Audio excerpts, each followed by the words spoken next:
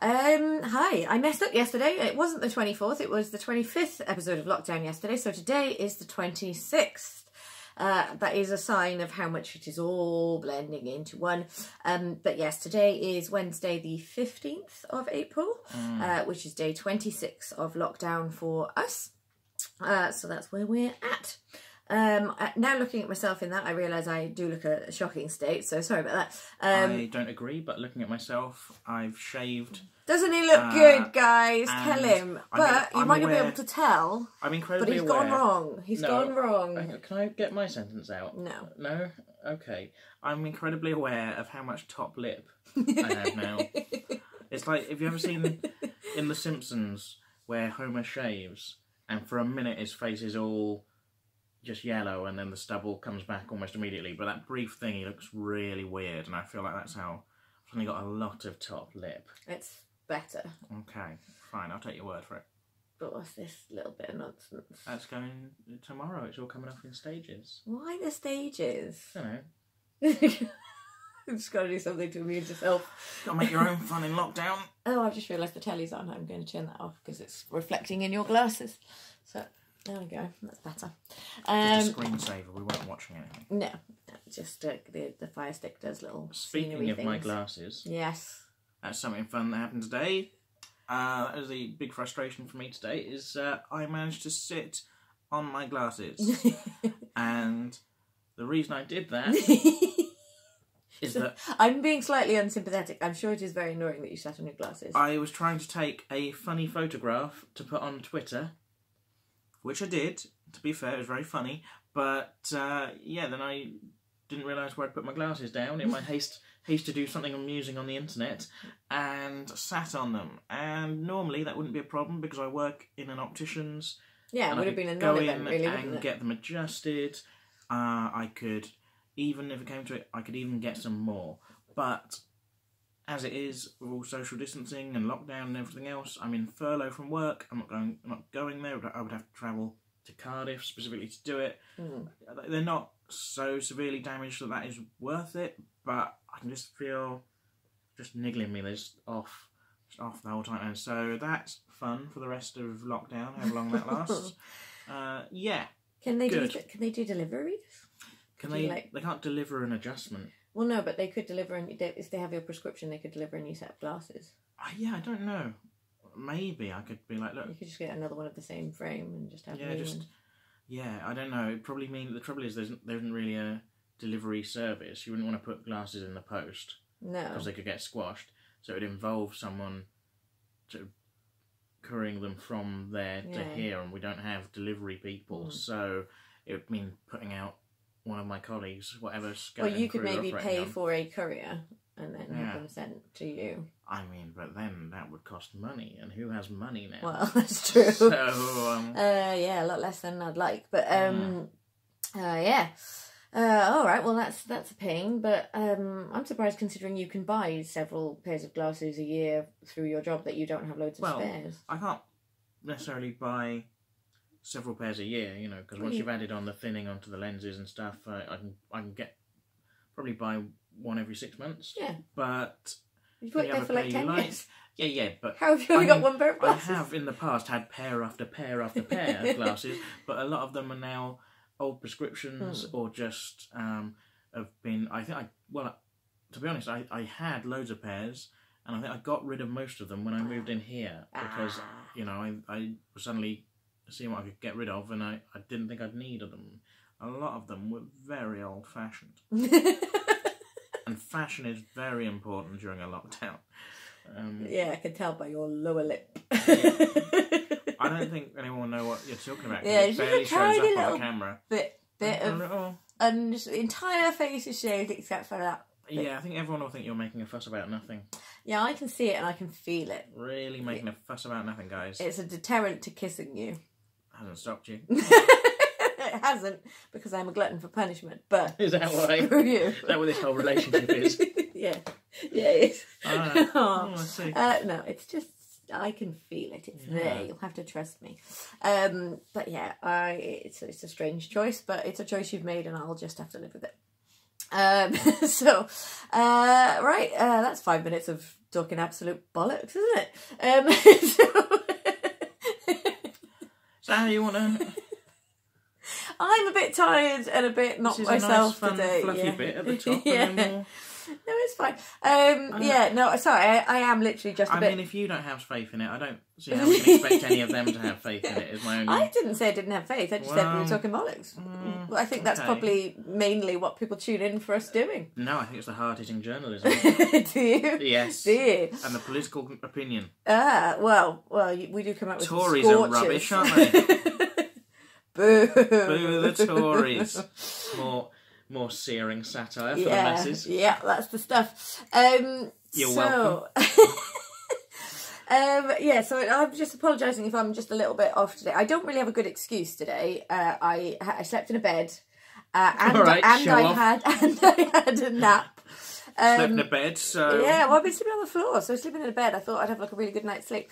I mean, most of our listeners probably did, or viewers probably did sleep in a bed. Yeah. And if they didn't, right, that is really going to feel like gloating. I don't know what's happening that they're not sleeping in a bed. I don't think it's going to like seem like gloating. I think people will know what that's about. For those of you who don't know, I've been nursing a sick cat, and so therefore I've been sleeping on the floor in the room with the sick cat for several days. Yesterday... I also did that one night. No. Yes, you did. Yeah. Did you sleep on the floor? Oh, yes, you did. We fell asleep on the floor in there after sort of like just... But then you went to the bed and I spent the night in there, and then you woke me up. No. Yes, because you woke me up and said, "Oh, I sent you to bed. No. I stayed in there. That was one night, and then another night I offered to stay in the bed, because then you woke me in the morning and said, "Oh, do you want to go and feed Lucy, and then you can have the bed?" And we did, and then we swapped over. I think it was the other way around. No, I didn't come in and tell you to go and feed Lucy. No, you came in and you said, "Oh, can you feed Lucy, and then you can go to bed?" And I was like, "Oh, yes, please." And then... That didn't happen, Babs. It did happen. That didn't happen. I think you tripped that. You're misrepresenting me on the vlog. The one night we both slept in there together, there's only been 3 nights. Yeah, well, you slept in there like 2 nights. Yeah, and then the one night we slept in there together. Yeah, you volunteered to, but we slept in there together because we fell asleep in there together. And then you got up and I said, "Oh, can you feed Lucy and then go back into the bed?" And I stayed asleep in there. Oh, okay. I stayed in there, and then later in the day I went into bed and you came in. But I remain unconvinced. Yeah, no, that's not what happened, guys. He's twisting things. But anyway, so last night... Stolen valour. Last night I slept in a bed, as did you. We both slept in a bed. Yeah. Together. I know. Out of wedlock. So, take that, the Christian church. Yeah, get that, Christians. I don't mean that. They're welcome to, their beliefs. They're not welcome to be derisive about us sleeping in the same bed. But I feel like very few of them directly have. No, nobody has. But they might be thinking it. I feel it's like important that even the most right wing and awful of, You don't have to be right wing to be Christian. No. But what I'm saying is most Christians are lovely and accepting, but there's like a small minority of particularly kind of hardline right-wing nut jobs. Yeah. As in a lot of political or religious groups, you get a very kind of fervent minority who are a bit off the deep end. And bonkers. But even those ones, what I'm saying is, most Christians would be very accepting, but even the really dogmatic weirdos have probably got other priorities than our specific relationship. I would hope so. They really would haven't be got any skin in the game, to have they? Yeah. But hey, yeah. Anyway, this is a weird one this evening. So they're probably not having a go at us. And I'll tell you what else, they better not start. It will show them. Yeah. I'll speak pretty derisively about them on the vlog. Yeah, that'll teach them. That'll teach them. That's about all we can Don't do. be coming to us with your dogma. Yeah. Yeah, I don't know what's going on tonight. It's a weird one. But yeah. So yeah, I shouldn't really be as tired as I am. But yeah, I think maybe the last sort of week or so is just catching up with me, and I feel a bit tired and a bit run prank down. You can do on people. Which one? Where you put some dog poo in a bag. And then you set the bag on fire and you leave it on a doorstep. So that they stamp on it. I think you put it on the doorstep first and then you set it on fire. Probably. And then they come out and then they stamp on it. And yeah, I've heard of it. I've only seen this in American TV. Yeah, I've never done it. I've never seen it, or never been a victim of it either. I'm too smart for that. What I'm saying is, because of social distancing, you couldn't do that, could you? If you wanted to avenge people or pull a prank on them, but Well, what you could do you is you could send them like a paper bag and a lighter, and ask them to do it themselves, like a self-assembly kit. Do you send the poo to them as well then? No, that seems unfair on the postman. Yeah, they've got enough to deal with at the moment. Yeah. So you're just sending them a paper bag and a lighter. So you're just sending them a really, really low-level gift. Like, there's something about, and again, not that I've ever done this, but there's something about leaving a dog poo on a doorstep that seems like a prank, but sending a dog poo in the mail feels malicious. like a crime. You know? Yeah. Do you see what I mean? Yeah, no, I think that it's an extra level of sort of calculated mischief going on there that perhaps means it's I feel like it would be more, abuse of the postal system more as well. distressing as well. And also, you can't set a parcel on fire. It's not gonna still be on fire when it gets delivered anyway. You just destroy some other people's mail. Probably, yeah, and that is a crime. That is messing with the post. Crime, actually. So stop that. Contrary to what this might look like, we haven't even had a drink or anything. I don't know what's happened to us. No, we're pretty good sober. Yeah. I don't know what's happening this evening. It's a bit bonkers, but hey, let's go. Hey, ho, let's go. Don't know the words. Blitzkrieg bop. And if any of you have ever heard a worse rendition of Blitzkrieg Bob by the Ramones, then, do write in on the back of a paper bag and send us a lighter and we'll punish ourselves accordingly. You're right. I've broken Ellie. That was never the idea. It was never the plan. We had a review, didn't we? What? Do you remember? What? We had a review. Am I allowed to talk about this? I don't know what you're talking about. Like a friend. It was quite nice. It was very nice, actually. It was nice, yeah. Sorry, I'm actually crying now. It's been a long week, guys. Yeah. Well, a friend of Ellie's passed on a message from a friend of theirs. Well, I don't think it was meant as a message. It wasn't like. Well, no, it wasn't a message. Well, it was a message to the friend that the friend passed on to you. Yes. And he screenshotted it and sent it to me. And they basically said that we were a lovely couple. We were like a couple out of a Pixar movie. Yeah, which I thought that was really lovely. Yeah. Sorry, I've lost the plot. I don't know which couple. I'm thinking like Mike and Sully from Monsters Inc. Yeah, okay. Or maybe the what's old, the name of the old man and the lady she's called Ellie, but she's dead. Oh, so she is. Maybe it was a death threat. Oh God. Oh God. If you're watching, thank you very much for saying something nice, but don't kill us. Can't social distancing. That would be God. It's amazing. It's amazing how quickly you get a little bit of fame, don't you, on the internet, and the death threats start rolling in. We get under 100 viewers most days. I wouldn't have thought we were that.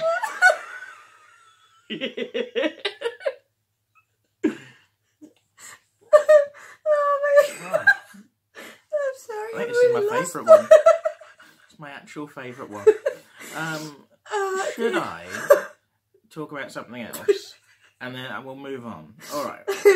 And then I'll talk about something that I know about, and that'll give Ellie a chance to recover. Okay. So, since WrestleMania weekend, which was a week or two ago now, I have done my best to steer this vlog away from the subject of wrestling as much as possible, because I realise it's a niche interest of mine, not for everyone, and we went in pretty hard around WrestleMania time, which was... we did, didn't we? And we did, and we really enjoyed it. But I've tried not to kind of let my wrestling interest dominate things, but I am following wrestling news as ever, and some of the stuff that's come up is relevant, isn't it? Like, for Well, it example has been an today. interesting thing, just the fact that it's not been following the normal sporting rules of all other sports that are going on at the moment, because it's still going on. So many things have been cancelled, and they're just playing ahead without an audience, and arguably very irresponsibly. Inarguably very irresponsibly. They shouldn't be doing it, but they still are. And I still think they should have gone for the roast battle instead. Maybe. I don't actually think that. I think it would be funny, but only for about 2 minutes. Yeah, because I do watch wrestling, but I don't watch roast battles. So I imagine if wrestling converted to roast battles, it would lose a lot of its allure for me. Yeah. But Vince McMahon, the owner of WWE, the biggest wrestling company on the planet, has been announced by Donald Trump as a member of a task force to kind of help get business and the economy back up and running post all of this. Which... It's weird, isn't it? I mean, given that he's just filed for bankruptcy for his football league, and today has let sort of loads of staff go from WWE, sort of backstage and talent, I'm not sure. I mean, don't get me wrong, it's a hard time for all businesses. I'm not, maybe that was a necessary situation, but it's... Wouldn't make him your number one choice, would it? Doesn't fill you with confidence, does it? But then Donald Trump's been bankrupt several times, so it sort of sounds like the kind of decision he would make. But also, they've let go today, and this is, a niche interest, I know, but they've let go, like, loads of wrestlers today, and it's been quite shocking, because formerly in WWE, they used to sort of every year they'd sort of let go a bunch of people that they weren't really using on TV and release them from their contracts, fire them essentially, and then because they started to have a bit more competition from other wrestling companies, they started in the last few years just sort of stockpiling and holding on to talent, paying them good money to stay with the company. So not necessarily using them really, but keeping them contracted so that they can't go anywhere else. Yeah, so some people who aren't really being used on TV have even asked, can I be released from my contract? And WWE have refused. No, we'd rather, keep you on the shelf for another 2 years. That's got to be quite frustrating for the talent. Yeah, especially like any industry, particularly with athletes, you don't have a huge although actually that being said, in wrestling there are some fairly old wrestlers. That is true of some of them, but it is an industry where your prime years certainly are dictated by your health and your physical well-being, and so kind of the older you are, the likelier it is that your health will deteriorate to a point that you're unable to kind of wrestle at your peak. Pick up injuries and things like that. Yeah, and it's so it is a very frustrating situation, and some of the people who've been released today probably should have been released years ago. Whether they wanted it or not. Some of them just haven't been being used. They probably should have been released from the company. Others actively wanted to be released. They probably should have been released. And of course, whether the people wanted to be released or not, to suddenly have this big list of names come out of releases today. When you say a big list, what sort of numbers are we talking? Tens? We're talking hundreds? about 30 people, I think. Okay. And so for that to suddenly happen all in one day is a bit shocking, because it's not what we're used to as fans, if you are a WWE fan. But also, it's a kind of a, I guess maybe they have to do it. They have to think about their finances right now. But it feels a bit shitty, because obviously now a lot of the other wrestling companies aren't operating, or they certainly won't be looking to take on people. They can't go and do other live events on the independent circuit because those aren't happening. So these guys suddenly have lost their jobs and got nowhere to go. So even if you feel like, well, okay, fair enough, they have to let these guys go because of the economy right now and because of the business and they've got shareholders or whatever, you've got to consider that if they'd released these guys, 6 months, a year, 2 years ago, they would probably all have other jobs elsewhere now, and now they're being released into a kind of so it's a bit shitty. Shitty, and that guy is the guy who's in charge of releasing them is on a task force to help get the economy back up and running, Sort of That's feel in like he's America, not going to though, have so I'm the glad it's workers' not... rights and the workers' well-being at the forefront of his thinking. I mean, that's long been... John Oliver did a very interesting kind of report into wrestling welfare and stuff on Last Week Tonight. Do you mind if I briefly use our newly discovered pause button? Because Lucy is asking to be let out and I think she's going to start whining and be quite distracting. Well, we'll finish the rest. I could just let her out while you carry on talking. Okay, cool. Save you going into another giggling fit. So one of... I guess I should actually update you on the puppet front. Not a huge amount to report, actually, because although yesterday I said that I was hoping she was going to be home tonight, she went in for surgery in the afternoon. I guess they might have had a couple of urgent or emergency surgeries that had to go before her. So she wasn't out of surgery until about 3, which meant by the time they closed, it would be too late to do... what's the discharges, so she's staying in another night, so we don't actually have her back. Lucy, shush. So she's staying in another night, so she's not back with us. I've got another night in a bed, which is good, but at the same time I am it's still a weird one, isn't it? I am a bit disappointed, well, more than a bit disappointed actually, made slightly worse by the fact that I spoke to them at 3 to get an update on what was going on, and she'd come out of theatre and by all accounts was doing well. Had only just come out of theatre, so was still all very groggy, but seemed comfortable and happy, and it had gone well.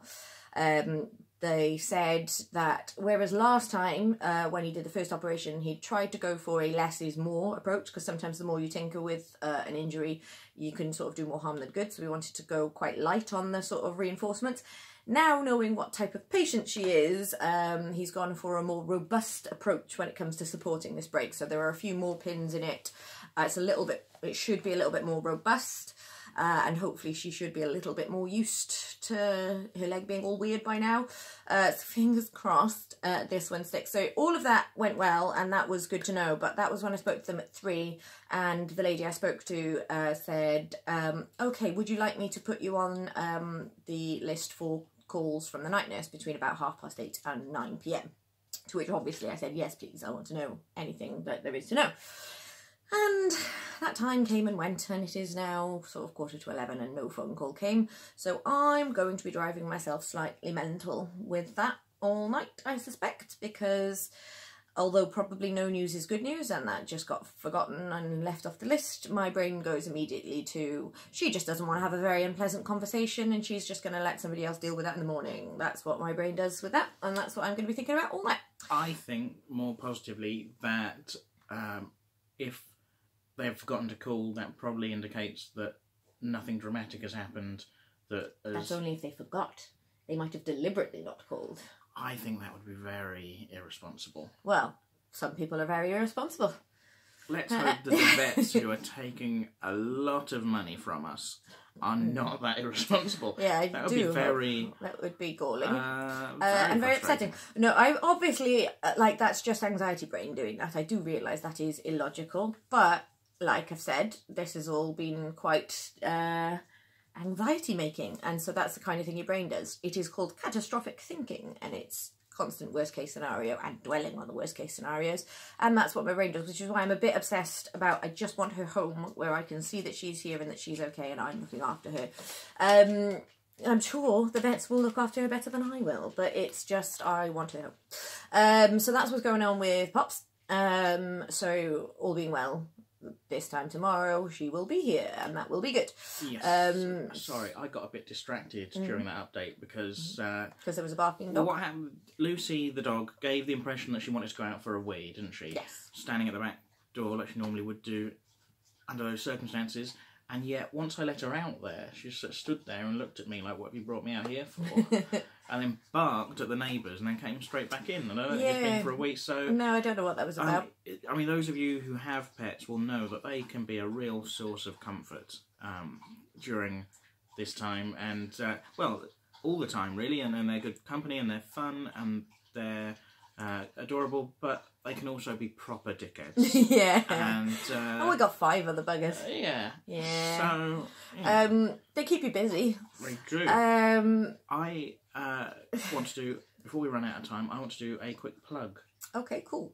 I don't normally I haven't really had anything to promote. I was just like, I don't normally promote myself as if I'm normally too humble. I don't normally promote myself because I've got nothing going on. Other than this, and it would be weird to promote this on this, wouldn't it? Hey guys, keep watching. Yeah. Yeah. Do tune in and see Share this. it to some other people. It'd be curious to see what people who don't know us make of this. Yeah, that's the point. Yeah, do that. But, hold on. I'm not about Betsy. But yeah, but anyway, tomorrow night at 9:30, I will be appearing live on Facebook and YouTube on a new panel show called Forza Crowd. Yes, we did a tech run of it today and got it all prepped, and I overheard some stuff and I like the sound of it. I think it's going to be good. I won't say anything I overheard, it might be all secret. But having yesterday talked so much about what people have behind them when they're being interviewed on TV and things during lockdown, we had to turn the computer desk round, didn't we? So we've got like a wall behind me with a nice little wall hanging. Nice little wall hanging rather than just a doorway and a bunch of coats and things. It's just... I quite like it. It's sort of like we've got a proper little office space in our living room now because we've kind of designated a corner. Because you're going to be doing this weekly and we don't know how long for, so we might as well keep it like that. So that's going to be tomorrow night at 9:30. As long as the internet will have us, I guess. So first one tomorrow night. So do you want to sort of say a little bit about what the actual thing is? We keep saying tomorrow night, but I imagine by the time people see this, it'll actually be this evening. Thursday evening. Thursday is what you need to know. Thursday the 16th. Thursday the 16th. And did you ask me, did I want to give us a premise? Yeah, what is it? So it's a comedy panel show. Yeah. There's I don't want to say too much. I don't want to give things away. And why should they watch? They should watch because it's got brilliant Welsh comedians on it. It's got Simon Emmanuel and Drew Taylor. Sheep and Mash will be providing music and other bits and pieces. And we'll get different guests on every week as well who will be fighting to stay on till the following week. So the winner stays on? Yeah, that's so it's Forza Crowd because every week someone will be knocked off and then we'll get someone else in. So there'll be a variety of sort of rotating cast of comedy talent. So that's going to be good. Okay, yeah, I think that is going to be good. And and you can tune in live, but if you're not available to watch it at 9:30 tomorrow, if you do, there'll be stuff that you can vote on and interact with it. But if you're not available tomorrow at 9:30, don't despair because you will be able to watch it. It will be available to watch. You can just watch the on episode. catch up, as they say on the television. But so that's good. It'll be nice to sort of flex your comedy muscles a bit and be doing sort of some comedy stuff. You must be feeling a bit like you miss it and a bit. Well, I've not really wanted to do. Some people have been live streaming stand up, and that hasn't felt like something that particularly appealed to me. But doing a panel show, I feel, is like different enough from stand up and kind of. It's hard to sort of say things without sounding like I'm slagging off people who are doing other things, and certainly I don't have any sort of. I don't want to knock anyone for doing whatever they want to do creatively during this situation. I think it sounds like you're slagging people off. But for me, I think that if you're going to do comedy, stand-up comedy is a live thing, and if you're going to film that, you want to film the live experience with like an audience there, like a Netflix special or whatever. To actually do stand-up on a like if you're going to stream something or record something, film something, put it on the internet in your home without an audience, I think for me it's better to try and do adapt something the different. Content to suit that. Embrace the format that you're working in, so that's what we're trying to do with the panel show. And hopefully it should be good. So we'll put a link to how you can watch that in the description for this as well. We will put it in. And tune in. Lovely. Well, there's one other thing that I would quite like to finish on, because I sort of finished on it yesterday, actually, but I've double checked and I've got some more info, so I've corrected myself on a few bits, but also things have updated. So I ended yesterday mentioning the little 99-year-old veteran. His name is Captain Thomas Moore.